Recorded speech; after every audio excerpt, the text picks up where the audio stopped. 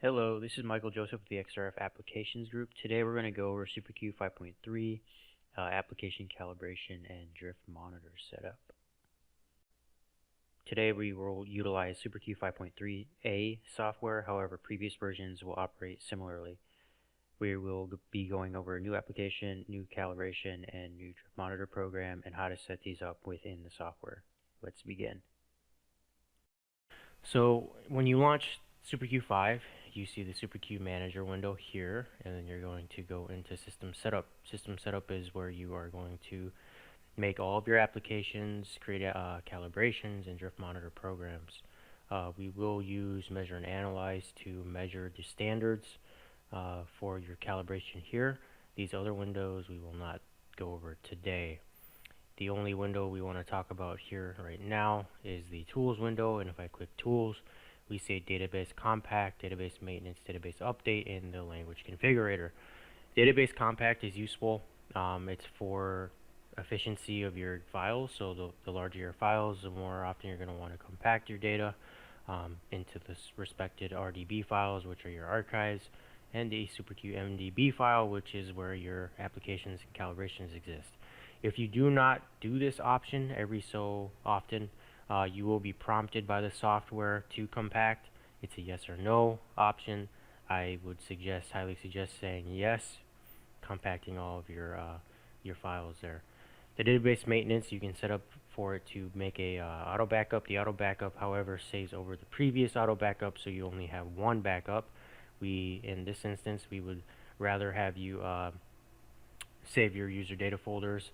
Generally, what I do is I save my user data folder after I create an application or calibration, just so if I ever have to revert back to a working standpoint, that's what I can do.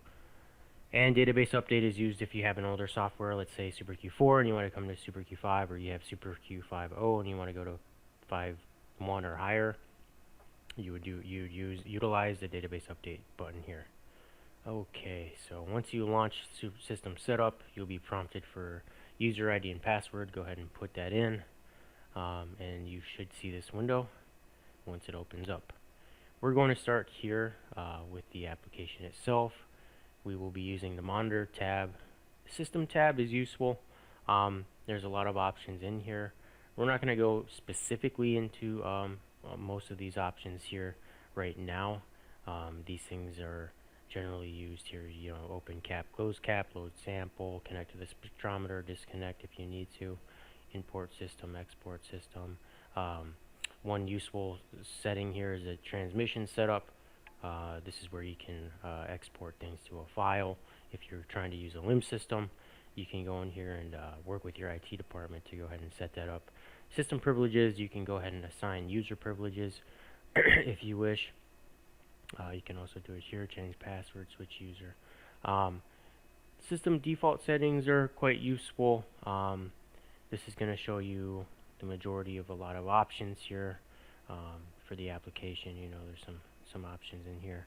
Calibration, we generally say not to play with these settings, and if you can help it, if you have any colleagues, let them know not to touch a lot of these here. These are a lot of default settings here, or maybe even custom settings if you have an older system that should be left alone, because they can impact pretty much all of your applications if you already have some. File, not many options here. So let's just jump right into it. Application. Let's go to new application, and I'm going to create a new application right now. We're going to call it test app. Call it test app, and I'm going to say add channel set. You could use a channel set that's already in use by another application. However, we don't recommend that because your standards are not going to be the same matrices most of the time, and you don't want to use the same channel for different standards that have different matrix. So I always suggest creating a new channel set. So we'll add a channel set, and I'll call it test app. And I'll say collimator. Now you can lock the collimator to a specific mass size if you'd like. For this, I'm going to say any, because at any I can choose from the list at any time, so I can change it if I want later. If you lock it now. You can't change it. The only way to change it would be to make a copy and then change it from there. So let's just say any, and we'll say OK. Now I have test app and test app, and that's good. I'm going to say OK. And now we are populated with the application screen here, general tab. So in this window, I generally like to say, what you're doing, why you're doing it, maybe elements of interest, why that's necessary, maybe who's doing it, and maybe sample prep information if you can. So go ahead and populate this window. It's always useful for your colleagues to know a bit of information here when this was created and why you did it. Next tab here, and we're going to work in a left to right fashion here. Identification scheme. Now, identification scheme is for the sample, obviously, and how you want to identify it. This is useful for limb system, or how you guys just record your measurements, your samples. Fields here will be populated in the measure and analyze screen, and if you want to add some more, you can. You're limited to 60. So we're not going to mess with this. We're just going to say one sample name, keep it free, 60. That's fine with us. We don't need to go with any more information right now on this. So next we're going to go to conditions. So now we're in general conditions of the XRF. Vacuum lock time here and delay time. This is for if you have a vacuum, you're giving it time to pull vacuum. So let's bump it up to 10 and 4 here. Generally, this is going to be a little bit easier on the hardware there. Analysis medium, you have a couple options, vacuum and helium. We're going to stick to vacuum. And if you recall, helium would be useful for light elements all the way up to iron. So let's stick with vacuum. Collimator mask again. Let's say these samples are going to be 32 millimeters, just to keep it basic. So we're going to say the mask is 27 millimeters. Cup size we'll keep at 27 as well. The mask and the cup are not the same. Cup size is going to be the diameter of the bottom of the hole of the cup. The collimator mask is going to be internally inside the system. So these could be different, but you always want to have the cup be bigger, because if this was smaller than the mask size, then you might read the cup, and that's no good. You don't want stainless steel to be read there. So we're going to say qualitative measurement first. That's okay. You'll only utilize the vulnerable sample checkbox if you have a delicate sample, such as a thin sample, piece of paper, foil, and if your Axios has an airlock bypass valve fitted. Conditions, measure and decrease in energy order. This is just more efficient for the hardware itself. If you click report after measurement and your instrument's connected to a printer, it will print off a report. So you can go ahead and click that if you wish. We're going to keep it off for now. Some people like to just grab the data and go right to Excel with it. So that's the way I generally do it. But if you have a printer, go ahead and click this. You'd have to do it for each application that you create if you wanted to print off after each measurement. Calibration, we're going to say test app. Default archive, also we're going to say test app. You could change these, but then it gets really messy looking for data later, so I always like to keep the same name.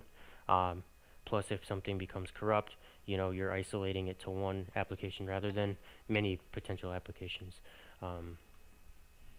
So let's keep it test app for both of those. We're not going to do manual inputs from a different application. We're not going to do a calibration update. We're going to keep the spinner on, and we will not check validate measurement right now. Qualitative conditions, again, measure in decreasing order there. Spinner will be off. Omnium analysis, this is obvious for Omnium applications, so we're not going to mess with this. We're doing a normal concentration application here. Stratos, we're not doing Stratos, we're not doing ProTrace, and we're not doing oil trace. So let's just focus on the top half, which would be your normal application. So sample description, here, this is generally where I like to go ahead and start entering the standard information. So if you go to these tabs here, and if you don't know what they are, that's fine. Just hover over them, and they should show you what they are.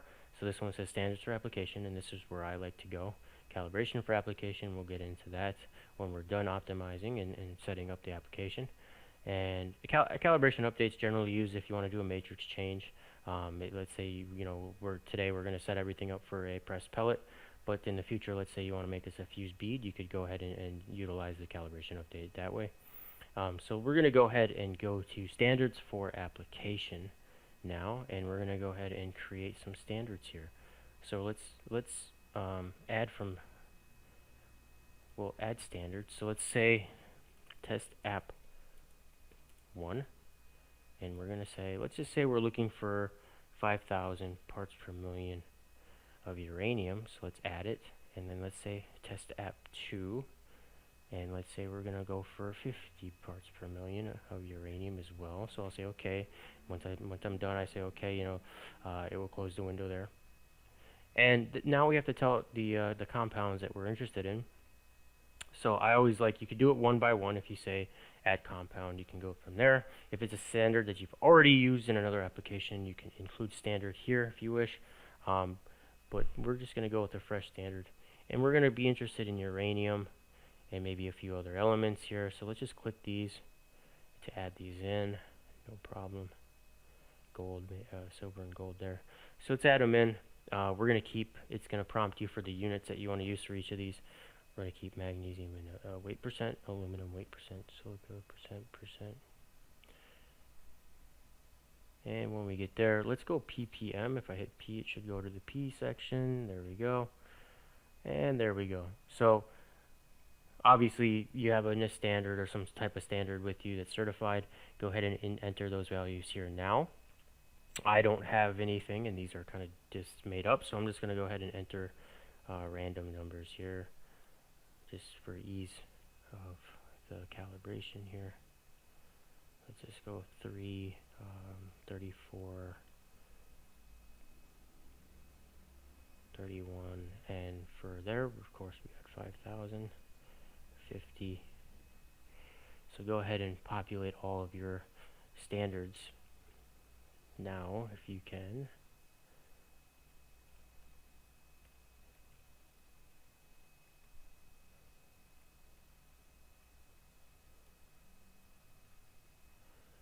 Okay, so these are just random again. So as we see randomly, as I put these in, the number does not total 100. We always want to get to 100 because if you're using matrix models, you need to know a majority of the information so you can do iterations on the FP model, and we can better calculate for absorption and enhancement using the alpha model if that's the model you choose. And as you see here, there's a box here. It says quality. You can toggle the quality from high, low, or calculated. But if you have high quality, it's going to be certified standard numbers. So on those certificates, they also have numbers that aren't certified. You can include those now, but what you should do is turn them to low quality. They'll be on the chart when you generate the calibration, but they will not be calculated for. Okay, if you do a low quality. So all high quality points here, numbers will be used on the graph when you make the measurements.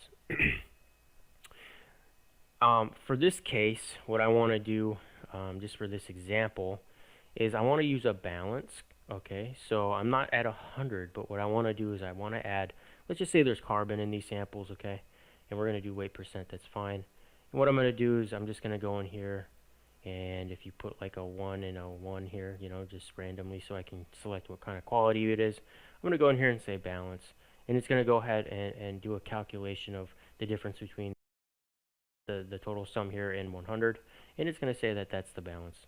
So let's go in here and do it again here, and as you can see that these are the balance numbers. So once I'm done in here with the balance, and you can choose to balance something if it's a very high concentration and you don't want to send that intensity to the detector. It will be better for the detector over time. So let's say something that's maybe a metal that's 60-70% or more. You can toggle as a balance and measure things that way, and see the differences there. Basically what's going to happen here for the carbon is it's not going to be measured. All these other elements will be measured, and it will say the rest remaining to 100 will be assumed to be carbon, balanced to carbon.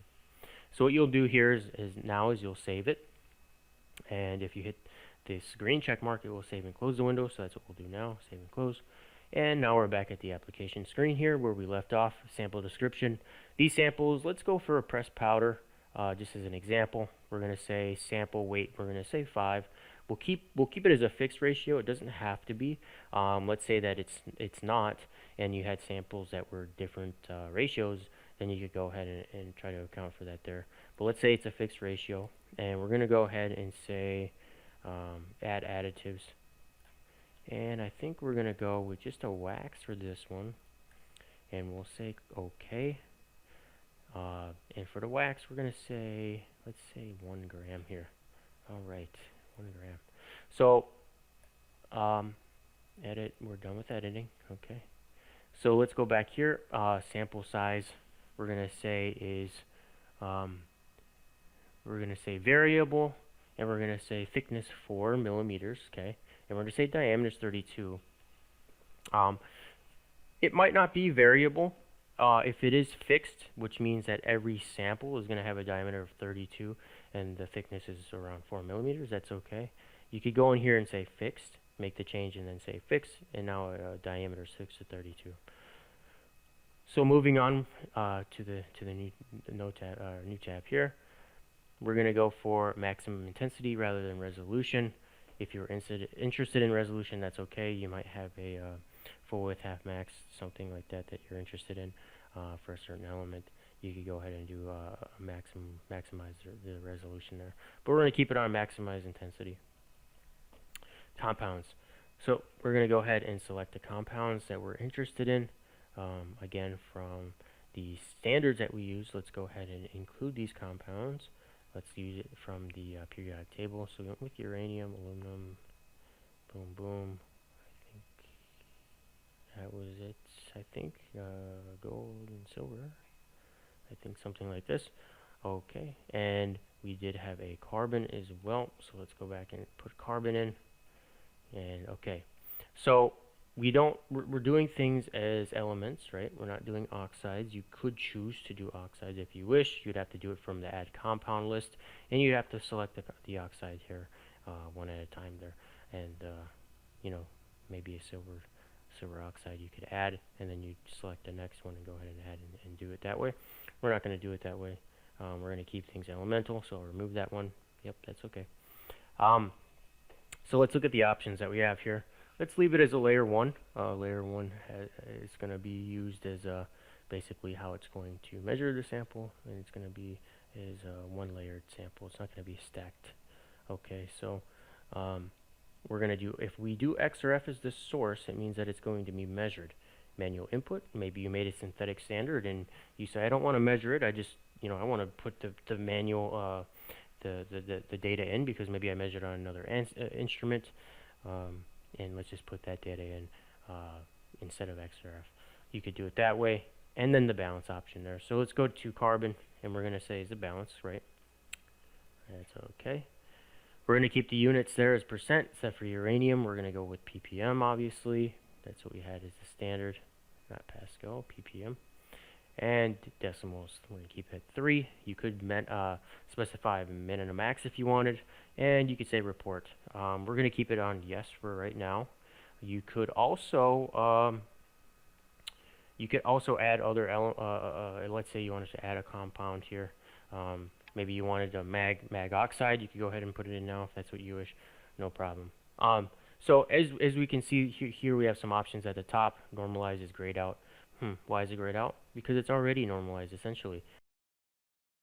We're doing a balance already. So if I take this off and go to X or F, you can see that now the option is there to normalize if that's what you wish. You can click that and say normalize to 100. If you lock it, it will lock it, meaning that it will utilize the normalization there. So what we're going to do is we're going to go to balance, okay? Not manual input, but a balance. No problem. And it's going to already work into a normalization there.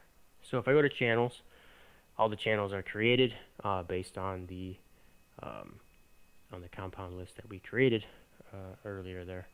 So these are all the default settings here, and let's just go one by one. We have the line groups. If you're not interested in K alpha, you could choose a K beta or an L energy if you wish, even an M energy. There's Compton intensities you could choose too if you want to do a ratio. Generally this is useful. For example, let's say we look at aluminum and silica for example, 144 and 144, they're going to be very close, and you might have a line overlap issue there, right? But one way to go about it is, let's say you have a high intensity of silica, and you know K alpha is bad because it's going to have an overlap. So let's look at the K beta maybe, and you can go there and change and it changes the angle. And now we're at 101. So we're away from aluminum now. It doesn't look like we have any overlap issues there.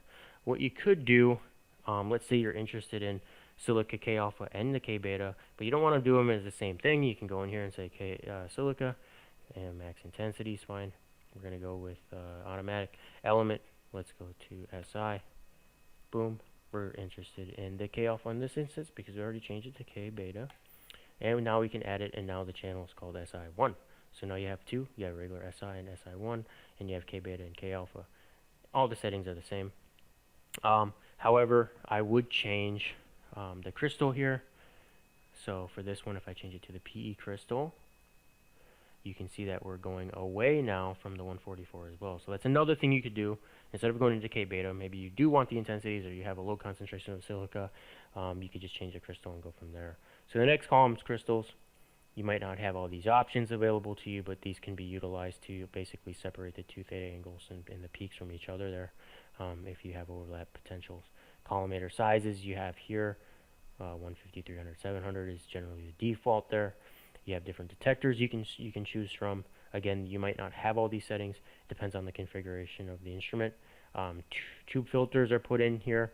Let's say you have something that's very high concentration that's throwing a lot of counts at your detector, and you don't want your detector to take too many counts or have an oversaturation error. You can go ahead and put a filter in to cut that down. You do minimize the intensity there. So maybe you go from 2 million counts to 1 million counts. It's going to save the detector over time. Next, you have your power settings, kV, milliamps. You can look at making some changes here if you were interested in changing the intensities with the milliamps there. 2 theta angle, obviously, that's where it's going to sit. So there's no scans with WD unless you do Omnion, but that's a condition. We're not getting into Omnion here, so we're just going to have the instrument basically measuring at a 2 theta angle, and that 2 theta angle is specified here. Okay, we're going to have backgrounds selected once we optimize the conditions. We're going to have PhDs here once we optimize the PhD. And obviously some more options here. You have the attenuation here that you can turn on if you wish, and you have the PSC, which is the pulse shift correction here if you want to turn that on. And you have the monitor. So once we're done with the application and the calibration, we're going to create a monitor program. Once we're done with that, we'll have to come back in here and specify what monitor to use for which channel. And yeah, so let's go from there. Okay, so optimizing the conditions now. So let's look at a program that's already been done. We have to optimize the PhD, pulse height detection, which is distribution or detection of the energy that's going to the detector, and then the check angle. So let's open an application that's already been done. I think add poll. Okay, and let's go to the channel. Select the channel. Okay, this one has a PhD. That's a very pretty PhD. Okay, so here we have a calcium 1 channel on the add poll application that's already been run. You want to run the PhD first because if you make any changes here, this window here and this window here, you want to move in essentially. You want to make it tight. For these measurements, for these optimizations, you always want to use the highest concentration standard. Always use the highest concentration standard for the optimization of the PhD and the check angle. So what you'll do out of your standards list is you'll find the standard that has the highest concentration of calcium and use that for the PhD and the check angle measurements for calcium. And then we'll move on for the next compound. So uranium, you'll find the standard with the highest concentration of uranium and use that to do the uranium PhD and the uranium check angle. Q calculated, then Q norm. These are generally what's going back into the channel information there, okay? So you want to do this for each channel, but you always want to do the PhD first. So what you will do is you'll take your highest concentration standard, put it into a cup, okay? And you'll put that cup right into the sample changer, and then you come here and you'll hit this measure button right here, okay? Once it's done measuring, you can see the step time, so it's 2-second measurement, very fast. You'll have this peak. Then you'll want to move this information here to where the cutoff is for that peak. Okay, you don't want to include background noise. If I had this one way out here, I'm including all this background. That's not good. You don't want that. So you want to bring it in, just to where it starts to go horizontal here at the bottom. Once we're done with the PhD, you'll want to go back. You'll say OK, and then we'll go to check angle, and you'll run the sample for the check angle. And what we're doing is we're trying to look for the center of the peak. Okay, this one I would say the start angle and the end angle, we should make it a little bit bigger, you know, so maybe this one should be 111 and maybe this one should be 116, so we can see what's going on with the rest of the peak, because it doesn't look like we're getting quite out to the peak there. Okay, so in this screen here, once you measure the sample again, same sample that's in the instrument, just leave it in there, same measure, you should get this peak. Okay, and the scan time's 10 seconds. If you have a lot of attenuation here, you could bump the time up and it should smooth out the line. That's counting statistical error. And if you go up, the equation for that is a factor of 4. So if you go up a factor of 4, it should cut the counting statistical error in half. And that's true for all 2 theta measurements here. So going from 10, you'd want to go to 40 seconds. Try to make this smoother, but it's already pretty smooth, so 10 seconds is okay. The only thing I would change here is I would probably go maybe 111 to 116 and remeasure that there. The next thing you should do is you should look at line overlaps before you go to backgrounds.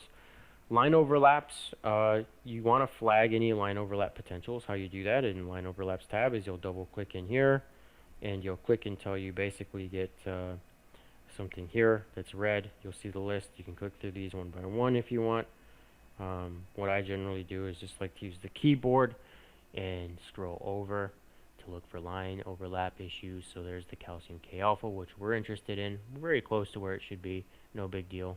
There's a K alpha 2. So all these little ones here, this is a 2nd order peak. I'm not interested in that. That's a 3rd order platinum. That's a satellite L beta for the tin there, tungsten, 2nd order. So yeah, these are peaks that I'm not worried about. Plus I don't see any peaks anyways generated for these 2 theta angles. So I'm not interested in putting a flagging position. If you wanted to, let's say there was a peak here and you think it's interfering here and you want to do an overlap correction, what you would do is you would say add, and now you have a line overlap flag there, so there would be a line overlap correction applied. If you don't like it, simply click it and say remove. So for this one, we're not going to include anything. Next, we'll go to backgrounds. So the general rule with backgrounds is if your peak is about 10 times, it's not a hard rule, but 10 times, if it's around 10 times the background level here, it doesn't really require a background position, okay? But the thing to think about with that one is, if you're on the fence, always put one in, because you can take it out when you're doing the calibration calculation, okay? So for me, I always like to put them in. Generally, I put them on the higher energy side, so somewhere over here. But again, I don't like the way that this is kind of cut off a little bit short, so I would have drawn this out from 114 to about 116, maybe even more, just to see where all this is going. And then I would have made my selection over here, okay? Just to put the background in, you could simply click there, and you could take it off as you please. So that's the background position.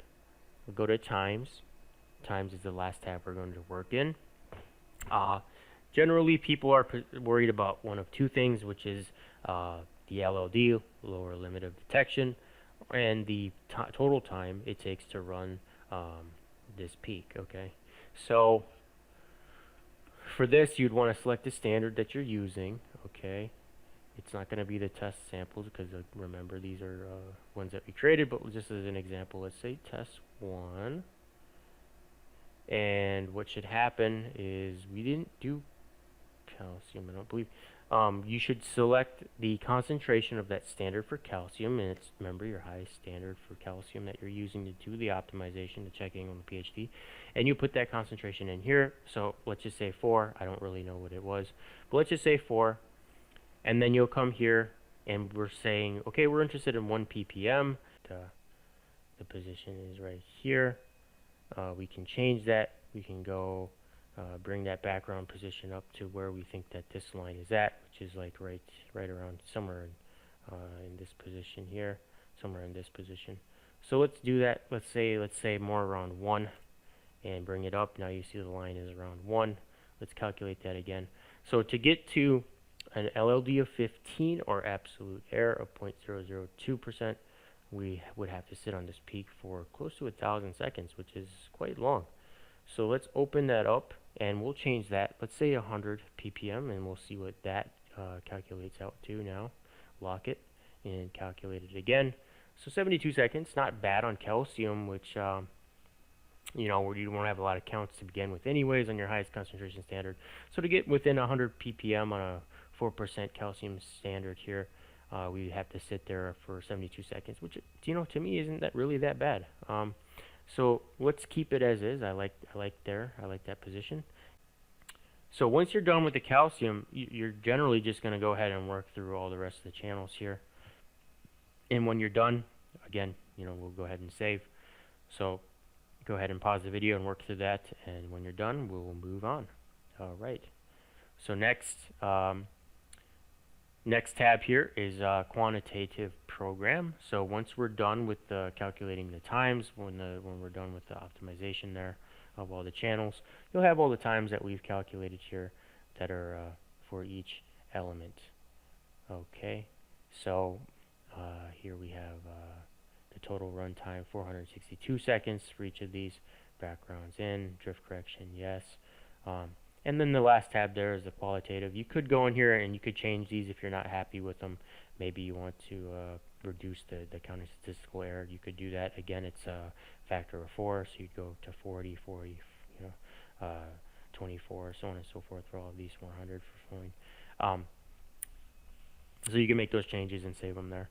Qualitative program, this is an Omnian a window here. This as you can see, K alpha range and L alpha range here. These are generally conditions, so it's going to be a full scan. We're not going to get in that with a normal application, so you can simply ignore this for now. We're going to go ahead and save this again, so we're done.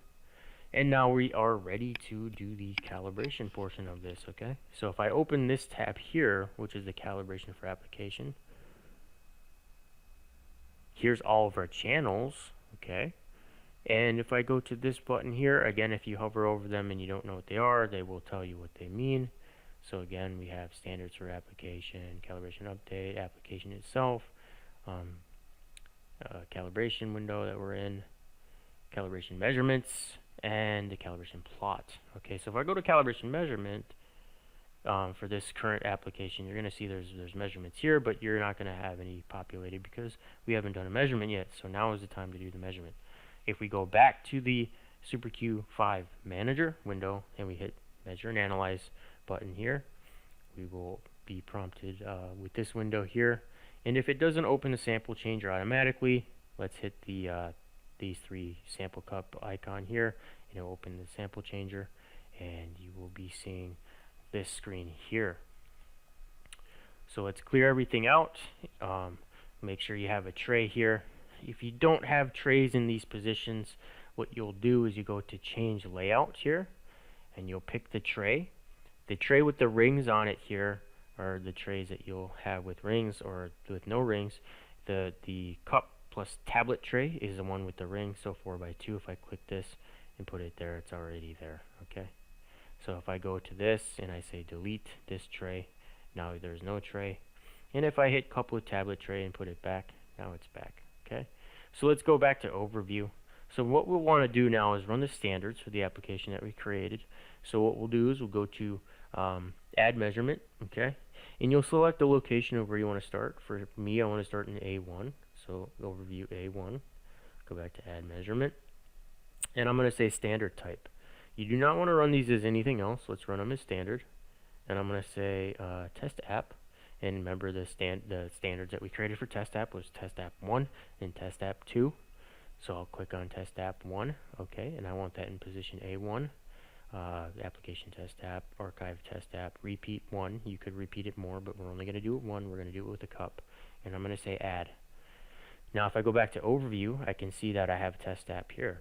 If there is no labeling system here, right, what you could do, if it's just orange, you could hover over it and it does show you the information, but it's nice to have that that tape over it that shows you what sample it is. So let's go to preferences, and in preferences,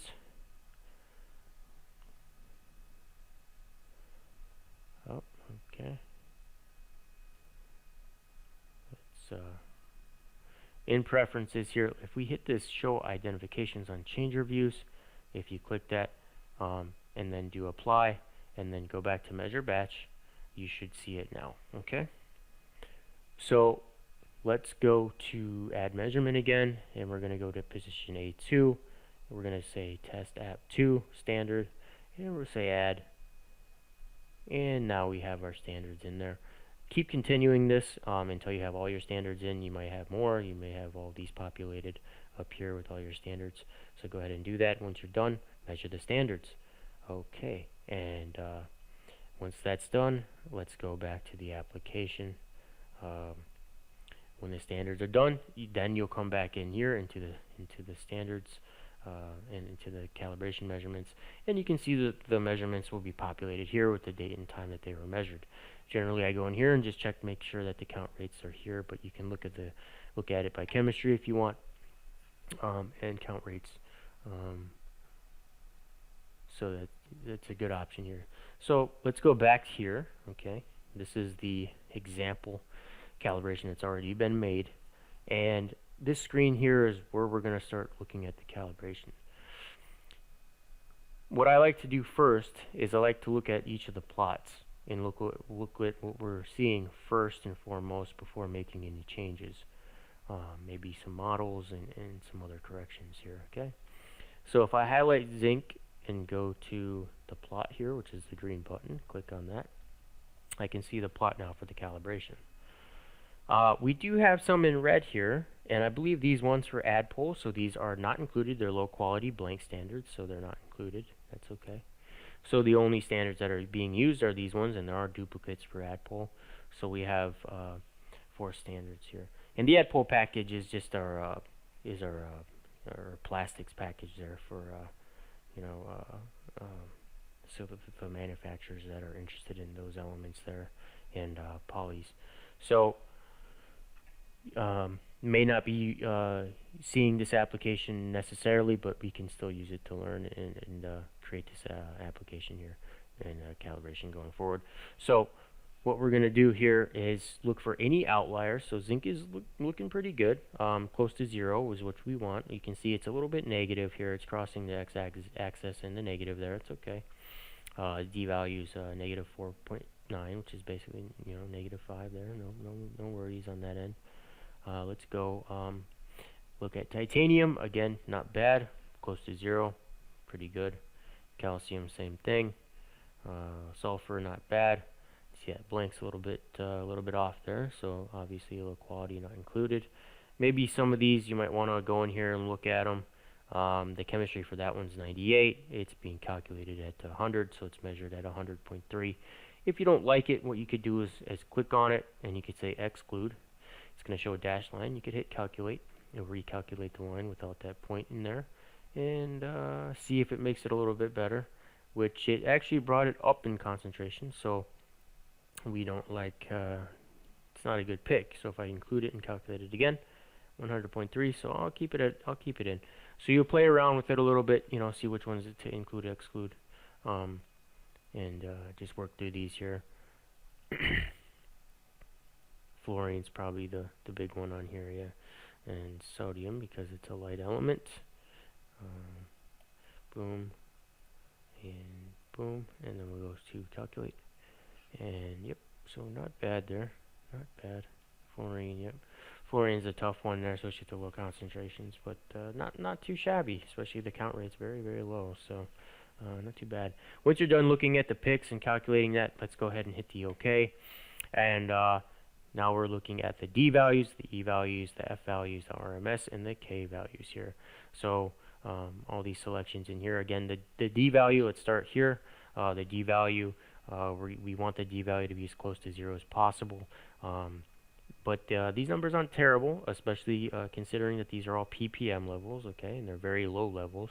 So not bad at all, not bad at all. E values, we want the lower the better, obviously. E is 1 over sensitivity, inverse of sensitivity there. F is a quadratic formula that you could apply to a calibration. The parenthesis in front of or the hyphen there, or the exclamation point, sorry, in front of the 0 there, means that is locked. You can unlock it if you wish and make changes, but we do not recommend that. We lock it for a reason at 0. The F value is generally used to measure thickness of a sample, and so we leave it as 0. RMS is the root mean squared, so we look at that for the error. K value is an error propagation, the lower the better. RMS, the lower the better as well. Next, we have our background positions. So these channels have background selections made when they did the optimization of the channels. We could turn those off and see if it's better. And what I mean by better is we can see if the error is lower. And we can also play with the matrix model. So there's 2 here, classic and FP. FP is an iterative process there.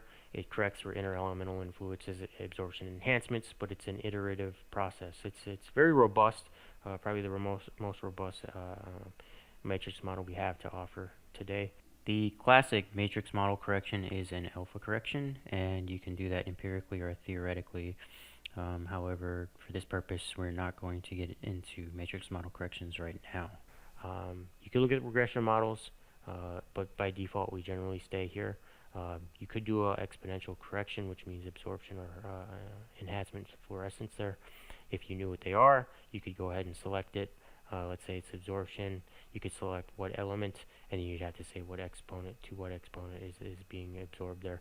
So if you know that information, you could go ahead and use it, no problem. But we're going to start here. So zinc is out of line here because we're changing some things. And we're going to look at the RMS. So as it was after you've done the picks, we're at negative 0.5 essentially, or negative 5 essentially, and RMS of 0.65.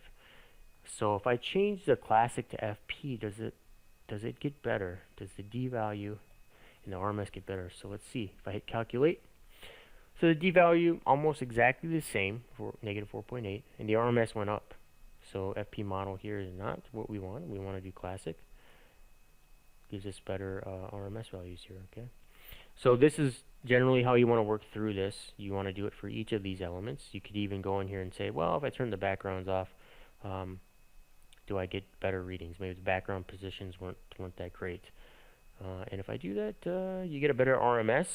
Did you notice the D value? The D value seems to be a bit worse, and there's 2 background selections, so let's see which one it is. If I keep the background there, negative 32. So let's go in here and put this one in. Calculate. So yeah, background position, the first one that's being used. Let's keep that one. Calculate. And that's, yeah. So you can see the D value goes drastically up when you take that out. So let's put it back in. So we're closer to 0, and the RMS is still pretty good. So you're going to be working through these in that similar fashion just to see what the RMS is and what the D value is, and pay attention to the E value, the sensitivity as well, to see what we're getting here. The FP model is actually indeed a little bit better here. Sensitivity goes a little bit up there, but your D value is much better here on the 0. You're actually a little bit positive there. And then if you want to learn more about these numbers, you can hit the F1 function, and it's a help window. And it's nice because it will open the help function based on what window you're looking at, and it will go into detail a little bit more about what's going on with these. So if you want to just learn more, you can actually find calculations in here as well for each of these. So K factor, this is an example. You hit that, and there's the K value there. It says an air propagation there, air weighting there.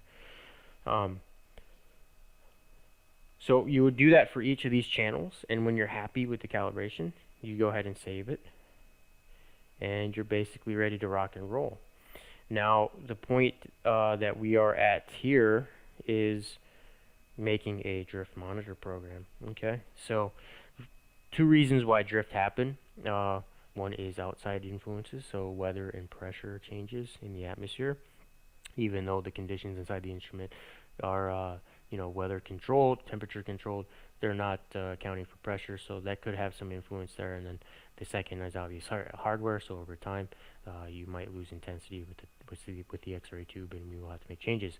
In order to know when to run the drift monitor program that we create here in a minute, it shouldn't be set up arbitrarily. You shouldn't just say that run it once a week, run it once a month, run it once a day. You should just really run a QC standard, maybe a sample, and use that same one over time, and have a limitation for it if it drops too much or is too high, and then you'll know to run the drift monitor program to bring it back in if you see drift over time with that one. So that's the way we should set it up, and that's the way we should go about the drift monitor program. So let's get into it now. If we go to monitor, and I go to new instrument monitor, and we're gonna say test app, right? Test app mon for test app monitor, and we're gonna go to the test app application for the channel set. Okay, so we want to use the same channel set that we used for the application as the test app monitor. Okay, so we say okay, and now we have the general tab for the instrument monitor. So as you can see, it's going to pull the 27 millimeter as we specified from the channel set over there. The drift correction, so you can correct for drift or you can correct for medium change. So if you want to go to helium with that same application, you can go ahead and make one for a helium correction. We're not going to do that here. We're only interested in doing pressed powder, so we're going to keep everything in vacuum. So we'll do drift correction. Again, populate this field for your colleagues to know what you're doing and how you're doing it, and maybe what samples you're using. Maybe identify what a QC sample is for the drift program that you're going to use to identify when you need to run the drift, and maybe the limitations. In the parameters tab, we have several selections to make here. We can correct for the intercept, and we can correct for slope, or we can correct for both. Today I'm just going to go ahead and correct for slope. So what I'm going to do is I'm going to lock the intercept channels, and I'm going to do that for each one, and just go down the list and work through this and lock them. It is noted if you want to correct for both the intercept and slope, you should have 2 or more samples that you're going to use for your drift correction. If you only have one, it's recommended to only correct for the slope. So the next thing you want to do is you want to add the samples that you want to use to make the slope corrections. Okay, and what you want to do here is you want to use samples that represent the high end of the line and the low end of the line. So if you have something, let's say for aluminum that has a 10 weight percent and a 1 weight percent, you want to match intensities at the 10 weight percent and the 1 weight percent to make that slope correction. If you had one sample, and maybe that's the case, maybe you only have one to use, it's more like a wrench in physics, where the longer the handle, the lever, the little change that you make at this end, it might have a big impact on the other end. So you don't want to necessarily make small changes at the 10 weight percent, because it might have an impact at the 1 weight percent if there's no intensities there to make a correction as well. So we're going to go ahead and put in 2 samples. We're going to say test app 1,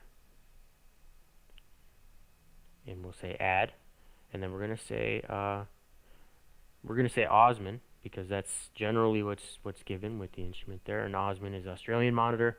It's produced by XRF Scientific. It's a very stable sample, we know, so let's go ahead and use that one.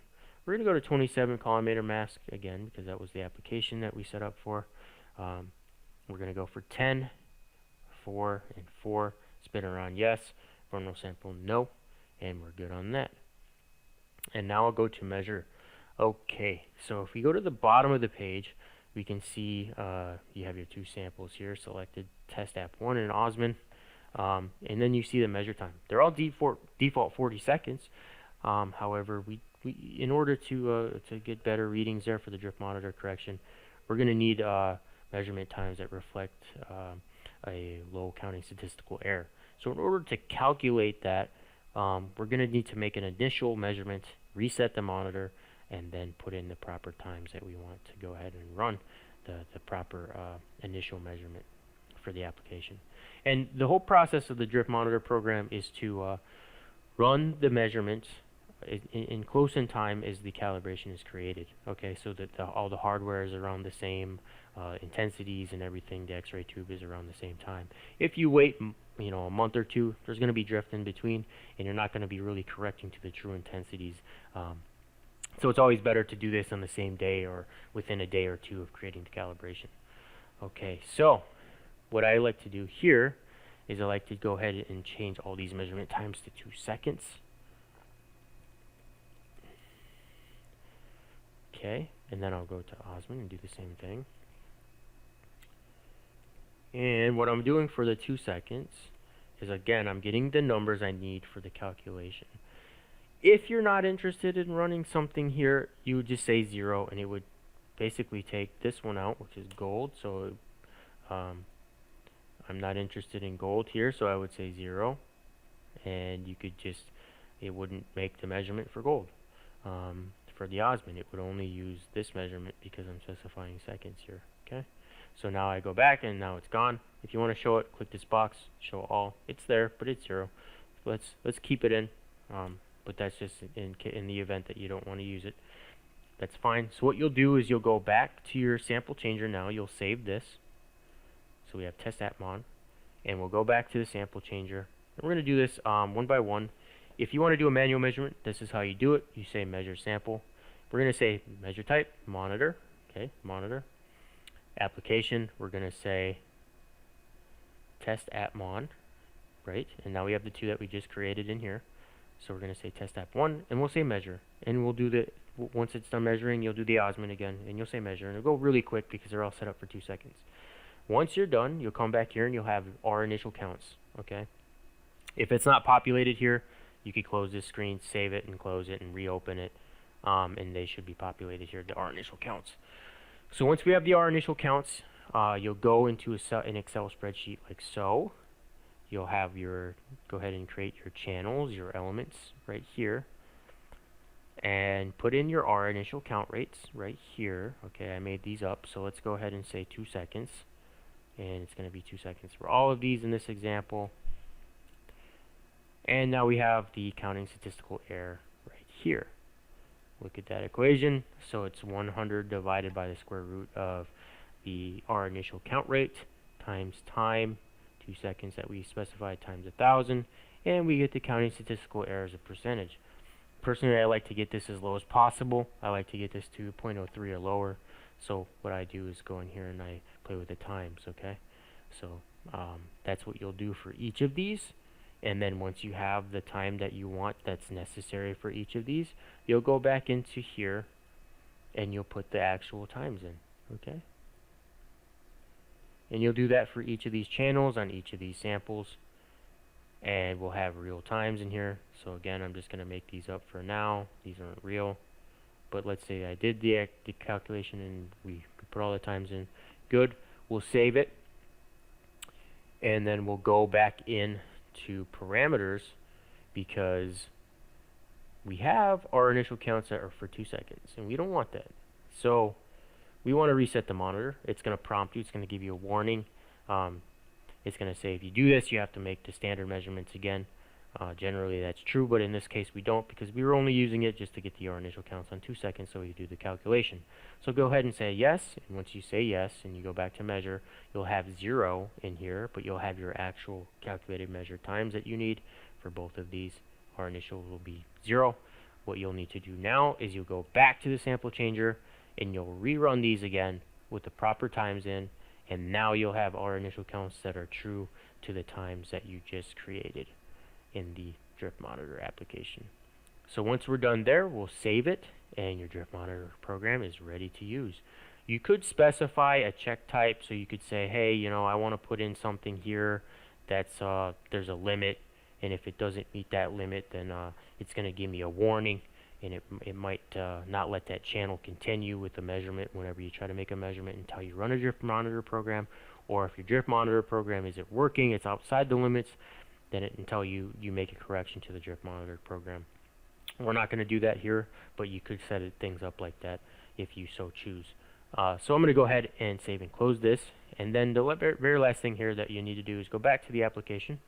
So test app application here.